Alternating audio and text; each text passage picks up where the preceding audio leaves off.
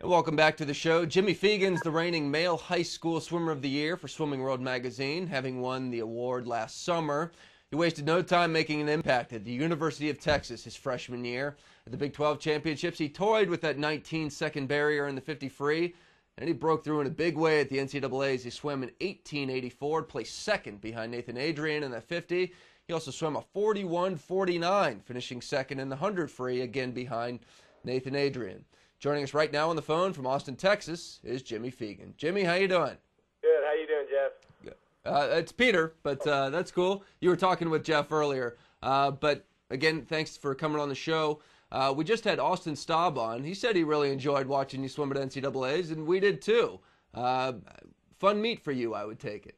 Yeah, it was a good experience all around. You know, I got to experience NCAAs in all of its glory, and it was a great experience all around. All right, we're going to play some of your swims for our viewers, and while we do that, I want to ask you, for you, what was the single best swim of the meet? I would have to say that last 4x100 free relay. We went way faster than I ever thought that we could go, and it was a great team atmosphere. I know we didn't come away with the win, but it was just really exciting, really gearing me up for next year, you know? So you enjoyed that even more than breaking huge barriers in the sport, 42 seconds in the 100 and breaking 19 seconds individually. Oh, definitely. You know, I mean, every swim is way more important when it's on a relay, and it's a lot more fun when you got three other guys and, you know, the entire team behind you. You came into Texas as a highly touted high school senior. I mean, we mentioned you were the Swimming World High School Swimmer of the Year last year. Did that add some pressure, or did it just give you more confidence? Well, all year long, you know, we got some big shoes to fill, you know, making that NCAA team. We got a really fast team. Everyone knew we were going to overqualify. So, I mean, it was a little bit jarring to hopefully get on that NCAA team. But, you know, I think Eddie and Chris really prepared us really well, and that's all you can really say about that. What part of your race, start, turn, underwaters, what part of your race do you still want to get better at? Definitely my turns. I have a lot of areas to improve on that, especially coming off the turn with the underwater dolphin kick. I'm not real strong in that area, and I'm sure Eddie and Chris are going to work it real hard next year. So what do you do?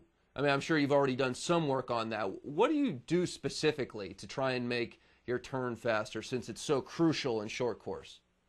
I think it's just really just all specialization. I mean, you got to carry what you do in the weight room over to the pool. You know, you got to incorporate all the exercises. So, I mean, it's practice, as well as, you know, those little things. All right, hang on for 1 second. Jeff, are you still there? I'm still here, Peter. All right, we want to get some viewer interaction questions for you, Jimmy, so fire away, Jeff.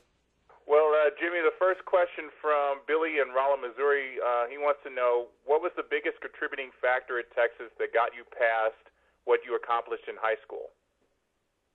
I think it's just, you know, being humbled by, like, the Olympians like Dave and Ricky, but, you know, also seniors like Clee and, you know, just everyone on the team kind of gearing you up, forgetting what you've done and doing it all over again at NCs.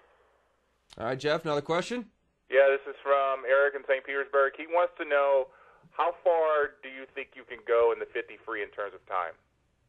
Oh, I have no idea. I mean, the 50 free is such a shaky event, you know. What I'm just gonna do is listen to Eddie and Chris and hopefully get a lot faster in the next 3 years. Hey, Jimmy, is the 50 your favorite race? Yeah, because it's the shortest.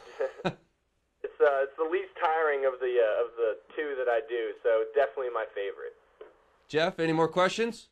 Yeah, we got one more from Mike in Michigan. He wants to know, what do you do when you're in the 100 free to prepare for the race as opposed to preparing for the 50?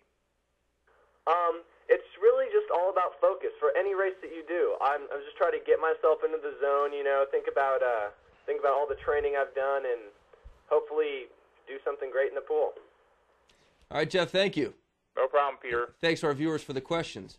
Hey, Jimmy, I mentioned that we had Austin Staab on right before your interview, and I don't know if you know this, on the last 25 of his 100 fly at the NCAAs, he didn't breathe. Now, he said because that's his stroke, and he just, he doesn't like to take breaths if he can avoid it. Have you ever tried that, toying with, not in the 50, but in the 100, not breathing on the last 25?